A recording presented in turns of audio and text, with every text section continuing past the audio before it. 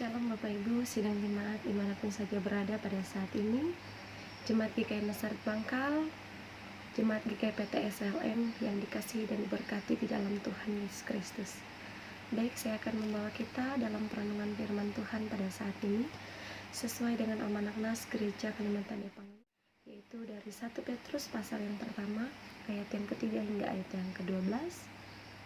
Tetapi sebelum kita membaca dan merenungkan firman Tuhan, saya mengajak kita untuk kita merendahkan diri kita bersatu di dalam doa. Mari kita berdoa.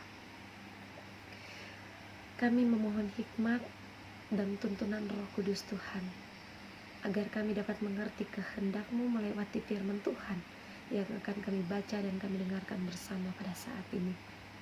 Ampuni kami ya Tuhan, layakkan kami, supaya kami dapat memahami, mengerti, serta menjadi pelaku firman Tuhan yang setia. Hanya di dalam nama Tuhan Yesus Kristus kami telah berdoa. Amin. 1 Petrus pasal yang pertama ayat yang ketiga hingga ayat yang ke-12. Saya akan membacakan firman Tuhan ini bagi kita semua. Pengharapan iman dan kasih.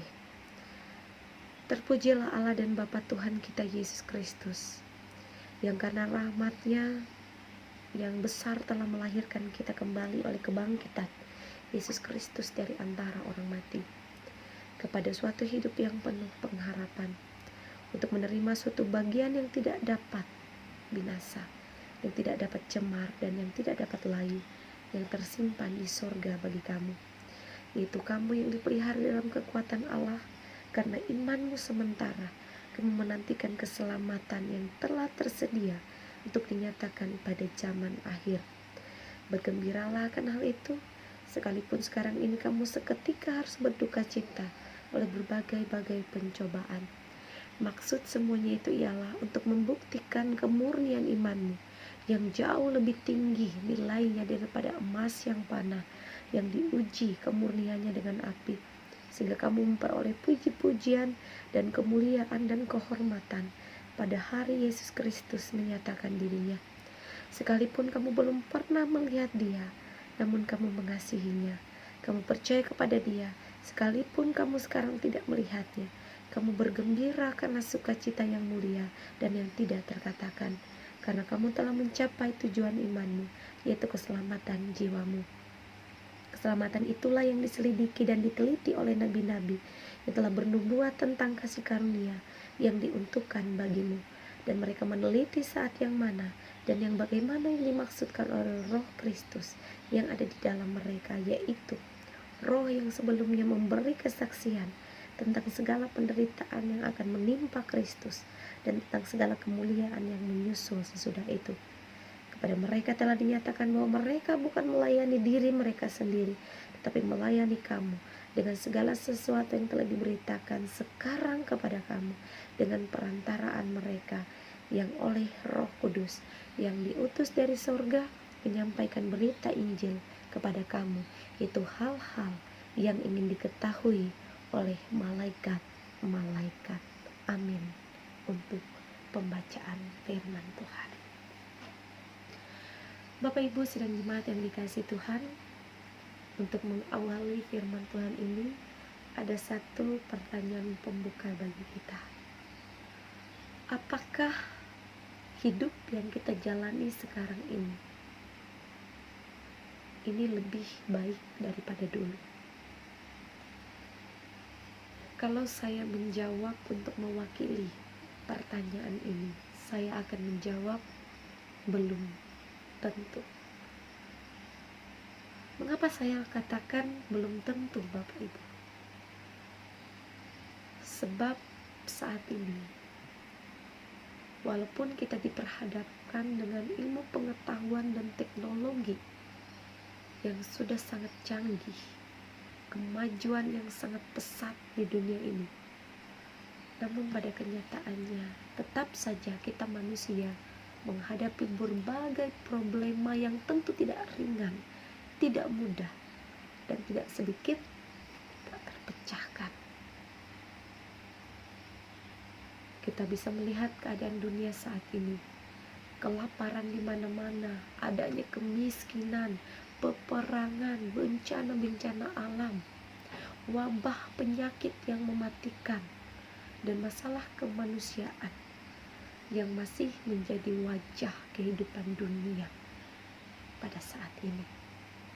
Kita bisa melihat begitu banyak jiwa yang melayang diakibatkan virus corona yang sudah melanda dunia. Kita bisa melihat begitu banyak tragedi yang merenggut kehidupan dan membuat pedih hati kita. Lalu pertanyaannya Bapak Ibu, adakah iman Kristiani yang dapat menjadi landasan kokoh bagi kita untuk kita bisa bertahan di tengah-tengah tragedi kehidupan ini? Dan masih adakah pengharapan yang bisa kita bagikan di tengah-tengah dunia yang penuh dengan penderitaan ini? Bahan perenungan pada saat ini saya percaya akan memberikan inspirasi, motivasi, dan kekuatan bagi kita ketika kita menjalani masa-masa sulit, masa-masa berat. Dan firman Tuhan saat ini yang pertama yang akan kita renungkan adalah tentang hidup baru. Hidup baru adalah alasan pertama bagi hidup yang berpengharapan di dalam Tuhan.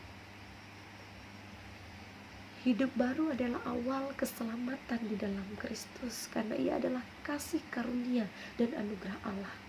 Buah dari hidup baru itu adalah kita memiliki pengharapan, warisan yang tidak dapat diambil dari kita, jaminan atas keselamatan kekal.